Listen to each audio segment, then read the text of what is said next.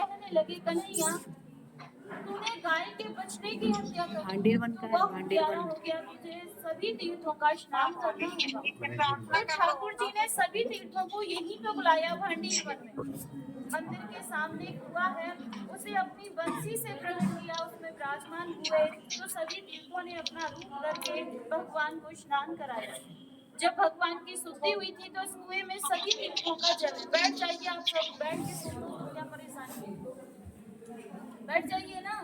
जिस कुएं में सभी तीर्थों का जल है, जब कभी भी सोमवती अमावस्या होती है तो उस दिन कुएं का जल सफेद हो जाता है। जिन माता बहनों की संतान नहीं होती हो, गर्भ खंडित हो जाते हो, तो वो यहाँ आकर इस कुएं पे स्नान करें। इस मंदिर में मनोकामना बोले तो उन्हें संतान की प्राप्ति होती है।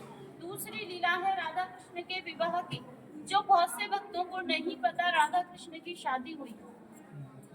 पता इसलिए नहीं क्योंकि ज्यादातर भक्त भागवत सुनते हैं और भागवत में इसके बारे में कोई जानकारी नहीं आती। हमारे 18 पुराण है, उनमें से एक आता है ब्रह्म वैवर्त पुराण, उसमें दिया हुआ है कि राधा कृष्ण की शादी इसी स्थान पर ब्रह्मा जी ने कराई थी। जब एक दिन कन्हैया जी और राधा रानी इस स्थान पर आए तो उन्हीं की माया से यहाँ एक हजारों खम्भों का मंडप प्रकट हुआ, जिसमें सभी खंभे सोने के थे, जो रतन मोतियों से सुशोभित हो रहे थे। बीच में एक सिंहासन था, वो भी सोने का था, जिस पर चढ़ने के लिए 7 सीढ़ियां थी।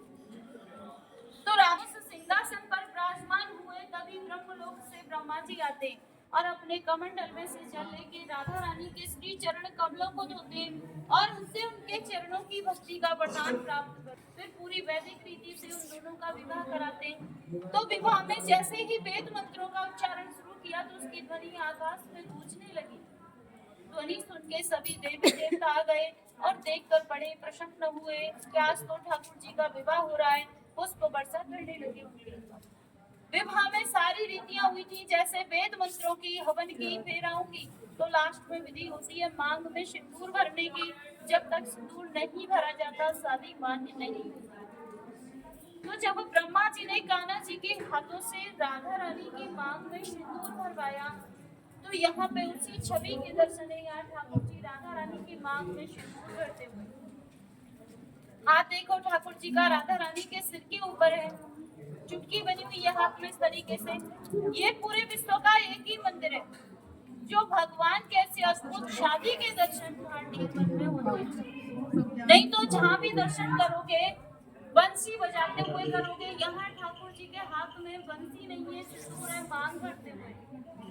सिंदूर भरने के बाद में जो ब्रह्मा जी थे वो अपने ब्रह्मलोक को चले गए, जो देवी देवता थे वो अपने देवलोक को चले गए, जो उनकी माया से मंडप प्रकट हुआ था वो भी यहाँ से अलोप हो गया।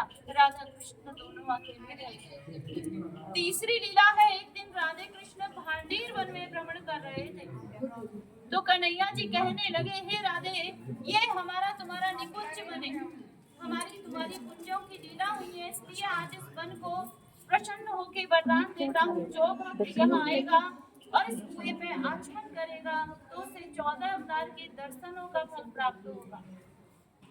कुएं पे स्नान करेगा तो उसके जाने अनजाने के जो भी पाप हैं सब नष्ट हो जाएंगे। मंदिर में बैठ के कोई मनोकामना बोलेगा तो उसकी मनोकामनाओं को पूरी करूंगा। या फिर कोई भक्त यहाँ पे एक रात्रि निवास करेगा, कुएं पे स्नान करेगा, मांग बिहारी के दर्शन करेगा तो उसे गौलोक की प्राप्ति होगी। भांडीर वन में बैठ के कोई चीज खाएगा तो उसे इंद्रलोक की प्राप्ति होगी। या यहाँ पे कोई गौदान करेगा तो उसकी 73 पीढ़ियों का उद्धार होगा।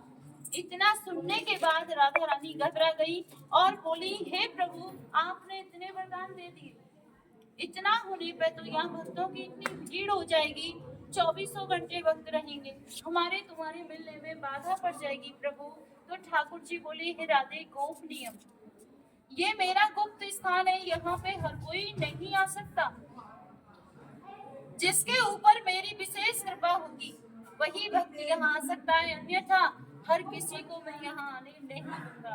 तो जब जिन भक्तों के ऊपर ठाकुर जी की विशेष कृपा होती है वही भक्त यहाँ तक पहुँच पाते। तो ये एक विवाह का मंदिर है।